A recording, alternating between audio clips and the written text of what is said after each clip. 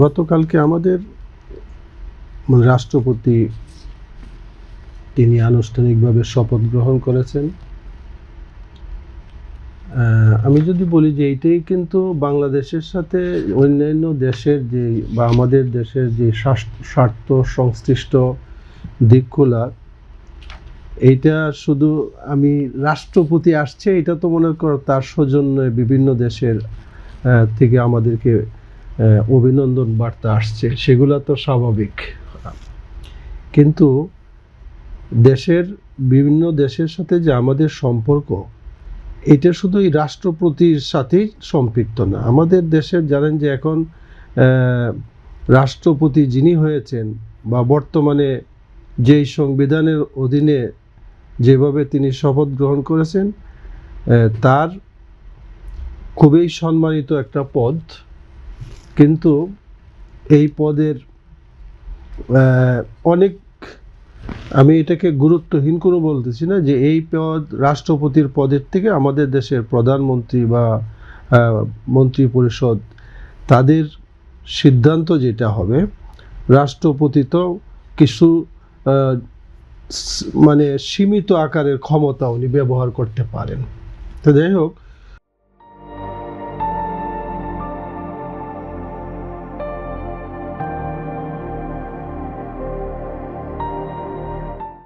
তো এই যে রাষ্ট্রপতি নির্বাচনকে কেন্দ্র করে, তার শপথকে কেন্দ্র করে বিভিন্ন দেশে আমাদের সাথে সৌজন্যমূলক যে আচরণগুলো করতেছেন, আমরা মনে করি যে পররাষ্ট্র নীতিতে আমরা প্রত্যেকটা দেশের সাথে আমরা কিভাবে এগিয়ে যাব এটা সরকারকে ভাবতে হবে।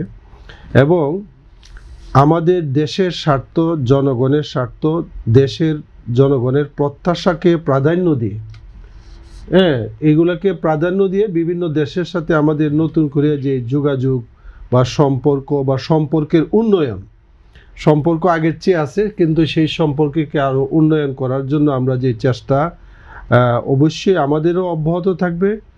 কারণ এই মুহূর্তে দেশের যে অনেকগুলো, আপনি কথা বলেন, অনেকগুলো সংকট আমাদের দেশে। সবচেয়ে বড় সংকট যদি আমরা মনে করি এখন, যে জ্বালানির সংকটটা আমার কাছে খুব বেশি মনে হয়। কারণ এই সংকটের সাথে আরও অনেক কিছুর সম্পর্ক আছে। দেশ পরিচালনা করার জন্য সরকার যদি দেশকে ভালো পরিচালনা করতে চায়, তাহলে জ্বালানির সংকটের একটা মোকাবেলা করতে হবে। সেই মোকাবেলা করতে হইলে এটা তো মনে করেন সরকার হঠাৎ করে নিজে উৎপাদন করে ফেলবে, এটা ধারণা করা যায় না। এইটাকে আমরা কিভাবে মোকাবেলা করব, সেটার জন্য আমাদের প্রতিবেশী বা অন্য কোনো বন্ধু রাষ্ট্রের সাথে আমাদের যোগাযোগ বা যে কোনো মূল্যে এই সমস্ত চ্যালেঞ্জগুলো মোকাবেলা করতে হবে। কারণ এই সরকার ক্ষমতা গ্রহণ করার পর থেকে আপনি দেখছেন যে সবগুলা জিনিস কিন্তু তার আয়ত্তে আনতে পারেনি।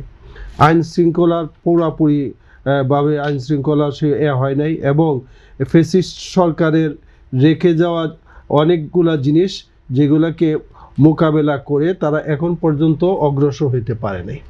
তো এই জন্য আমি মনে করি যে নতুন এই রাষ্ট্রপতির শপথের মাধ্যমে নতুন করে আবার বিভিন্ন দেশ আমাদের সাথে যে যোগাযোগ বা আমরা যোগাযোগ করতেছি, সেটার উন্নয়ন, আমাদের যে 180 দিনের উপরে তো সরকার দেশ পরিচালনা করছে।